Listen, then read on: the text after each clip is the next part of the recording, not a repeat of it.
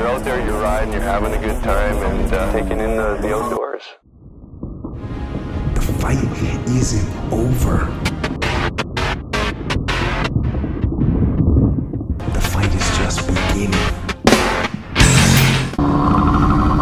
What's going on, guys? This is Carl with the RacerRed channel, doing a little ride on the YL1 today. So I went to Bellingham, Washington for that race here recently for the hare scramble. That was a very epic adventure, to say the least. So I decided to do the entire trip over there in one day, which was about 9 or 10 hours of driving in the ambulance. And I got about 3 hours away, just outside of Seattle, and broke down right next to Lavender Lake. I basically coasted it right into Lavender Lake. I say coasted it, but really I limped it for about a mile on the freeway with heavy traffic and pitch black to that exit. Super sketchy. So we just camped right there overnight, and then my parents showed up the next day. I hitched a ride with them over to the races in Bellingham, and my brother was actually racing the same race, so he stopped by. We loaded my bike in his truck, and we were off to the races. And as you guys, a lot of you guys probably know, I got injured during the race. I got a pretty gnarly concussion, broke my thumb and dislocated my finger. So that wasn't the best outcome. I had some pretty weird stuff happening with the bike as well. I really don't like complaining about my setup, but the front end of the bike was like, it felt like I had a street bike tire on it. It was, I was just wrestling that thing the entire first lap. Then my front brake came loose, so I had to pit the very first lap to get that tightened up. Just weird stuff like that. But yeah, I ended up getting pretty jacked up during the race. The next day, I just called and called. I hitched a ride with my parents, and I called around all over the place to get a mechanic and a tow truck. Couldn't get a hold of either for basically an hour and a half. I was calling around all over.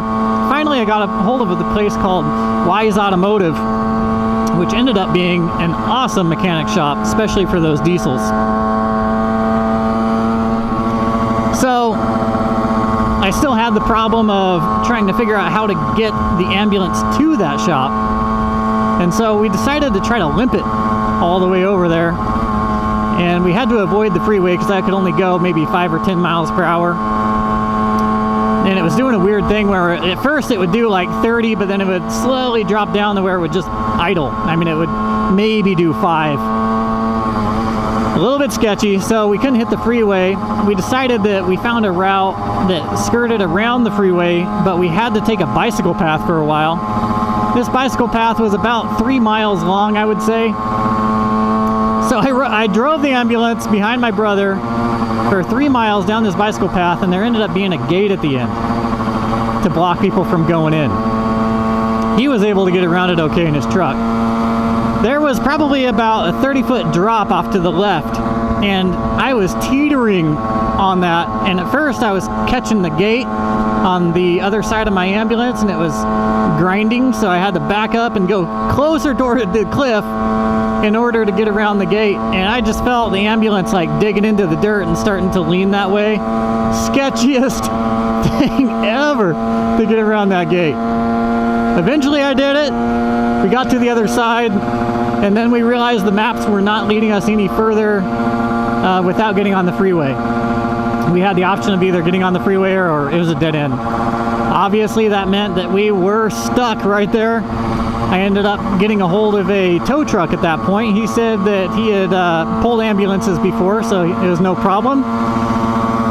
So connected with him a couple hours later at that park and ride right at that freeway exit. And that was in Easton. That was, we didn't travel very far at that point on the bicycle path. It was still in Easton, Washington, right next to Lavender Lake. So the tow truck shows up, and come to find out, he didn't realize how big the ambulance was, so he couldn't tow that much weight.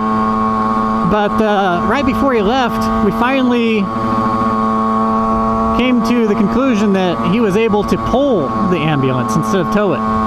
What that meant is I didn't touch the brakes, but I still had to steer. So it's always nice when you don't have to, you know, mess with the brakes, but even steering was a little bit sketchy. We got on the freeway and it was super sketchy. We got on the freeway for a while, and then he got off and went up into some back roads up through the mountains, and that was even sketchier. And I was worried his brakes weren't going to hold up going down some of those downhills. And going up the uphills, I felt the surging and the creaking of the metal. His tow truck wasn't very big, but I guess it was big enough. It was definitely one of those situations where I felt like I was maxing out his rig and his whole setup.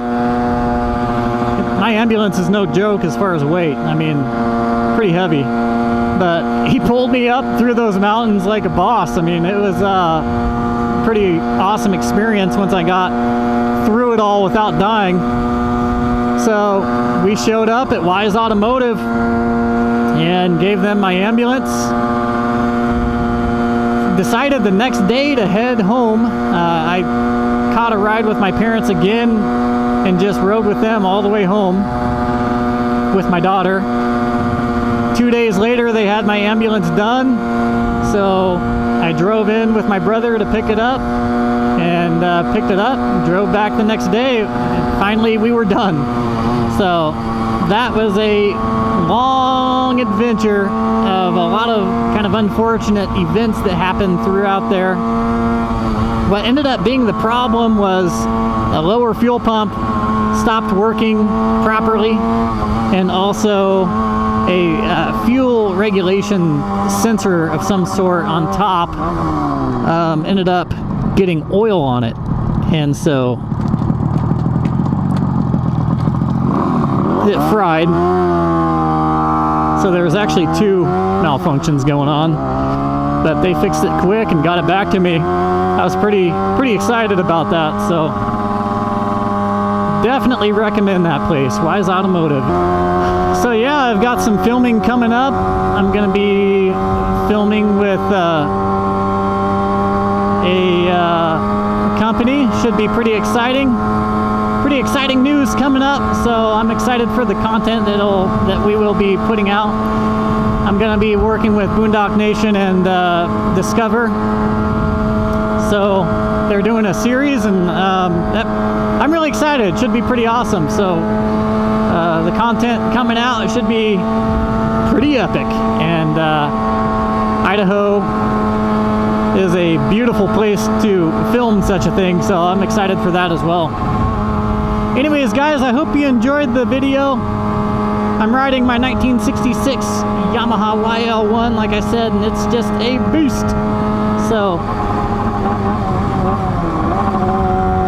I'm riding it home right now. It's probably about 100 degrees out right now.